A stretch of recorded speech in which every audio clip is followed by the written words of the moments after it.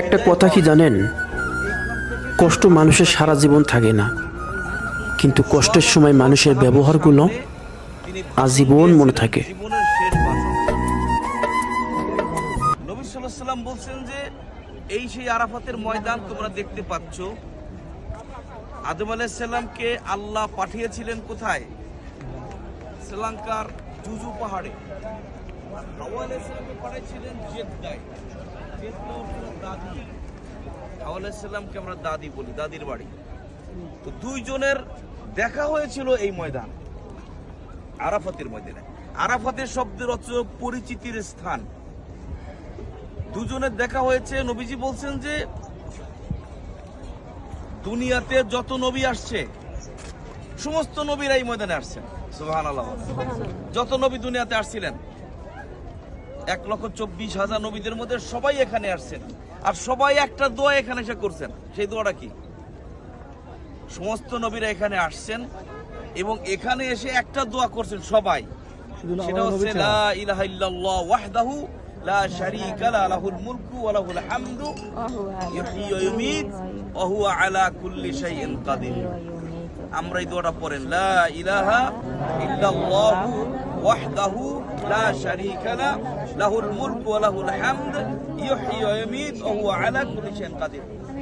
আরাফাতের দিন আল্লাহ সুবহানাহু ওয়া তাআলা, নবীজি বলেন হজ মানে কি? জিল হজের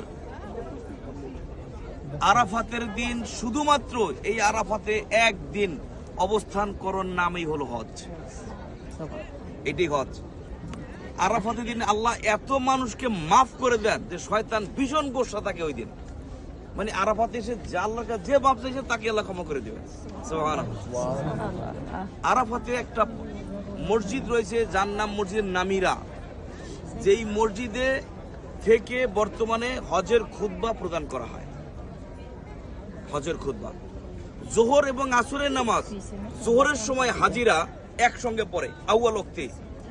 জোহরের সময় নামাজ পড়ে 2 ওয়াক্ত। কোন ওয়াক্ত? জোহর আর আসর। মাগরিবের আগে এখান থেকে সব চলে যাবে মাশআরুল হারাম।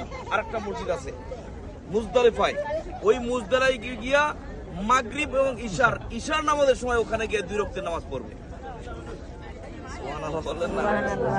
এখান থেকে সেই 4.5 কিলোমিটার দূর হেঁটে যেতে হবে, রাস্তায় নেই, গাড়ি থাকে না। ওই দিন 50 লক্ষ লোকের বসবাস এখানে থাকে। ওই দিন একদিন অবস্থান করে খোলা ময়দানে, কেউ তাবু করে, কেউ গাছের নিচে বসে শুধুমাত্র আল্লাহর কাছে ক্ষমা চায়, আল্লাহ মাফ করে।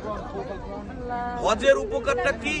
নবীজি বলেছেন উলিদাত উম্মাহ, সেজন্য তার মায়ের পেট থেকে আজকে জন্ম হয়েছে নিষ্পাপ শিশুর মতো হয়ে যাবে। সুবহানাল্লাহ। এটা হচ্ছে হজ্জে মাবরুরের জাযা আল্লাহ তাআলা দেবেন, একদম বেগুনাহ মাসুম করে পাঠাবেন। সুবহানাল্লাহ। আমরা এই জায়গাটা দেখলাম, পাহাড়ে ওঠার কোনো প্রয়োজন আছে বলে আমি মনে করি না। এই কারণে এই পাহাড়ে উঠতে হবে, ওই পিছনে উঠতে হবে। এই যেমন পাথর দেখেন এরকমই উপরে এরকম পাথর একই জিনিস। উঠলে সমস্যা কি? দেখার কিছু নাই। উঠলে সমস্যা আছে। যদি আপনারা কেউ উঠতে চান তাহলে এক সময় আসবেন, কালকে বিকেলে একা একা উঠবেন। সবাই তো উঠবে না, সবাই উঠলে চলেন উঠবো, কেউ বাকি থাকতে পারবেন না। এখন কেউ উঠবে কেউ উঠবে না, কেউ খাবে কেউ খাবে না, তা হবে না। কেউ উঠবো না।